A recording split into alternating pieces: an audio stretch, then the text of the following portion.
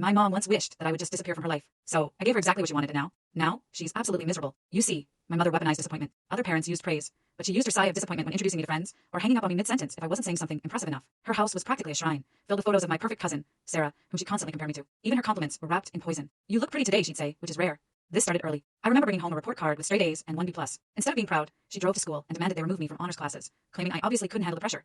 The very next month, I won second place at the science fair, and she loudly told the winner's mother, for everyone to hear, that my daughter probably cheated and still couldn't win. How disappointing. When I got into my dream college, she actually called admissions and tried to decline my acceptance, saying a state school would be more appropriate for someone of your abilities. She didn't even leave my boyfriend out of it, announcing at a family dinner that he was doing charity work by dating down. When I bought my first house, she posted on Facebook that I had finally found a place that matches my low standards, complete with photos highlighting every single flaw. If I ever dared to confront her about any of this, she'd immediately call other relatives saying, I'm worried about her mental health. She keeps imagining I said terrible things when all I've ever done is support her. Maybe she needs some professional help.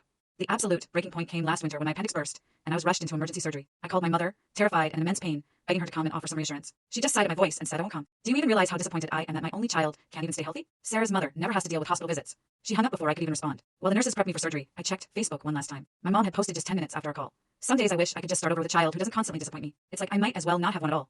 My own friends were texting me screenshots, horrified that my mother would write something like that while I was literally being wheeled into surgery. That's when something inside me just snapped. She wanted to act like she didn't have a child? Fine. I would give her exactly what she asked for. I decided to lean into her declaration. If she wished she didn't have a child, then I'd honor that wish. I started simple. I changed my voicemail to a memorial message. You've reached the memorial line for Helen's daughter. Please leave condolences after the tone. Then, I had funeral flowers delivered to her house, perfectly laying the foundation. My mom called me 37 times that day. I didn't answer. Next, I sent sympathy cards to all our relatives. Thinking of you during this difficult time of loss, they read. I signed them. A friend, who cares? Whenever I ran into her church friends at the grocery store, I casually mentioned that I was planning a memorial service. Since Mom declared she might as well not have a child, I'd say with a sad smile, I figured I should honor her wishes. It's what she wanted.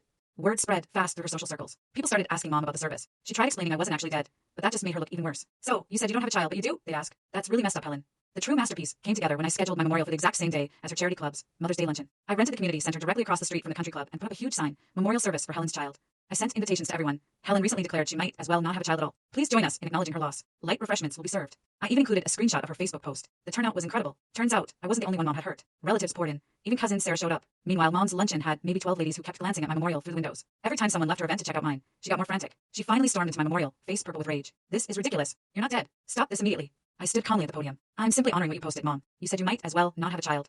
Mom left in tears, but not before snarling that I had disappointed her one last time. The fallout was immediate. Her charity asked her to resign. Her Facebook posts were full of comments calling her the worst mother ever. Even her church friends stopped inviting her to get-togethers. And the best part, she couldn't play victim without explaining why her daughter was holding a memorial for herself. She'd completely trapped herself. 6 months later, Mom tells people I'm dramatic, but she stopped posting about disappointments and stopped comparing me to Sarah. She even sent a letter begging for reconciliation and asking me to tell people she was a good mother.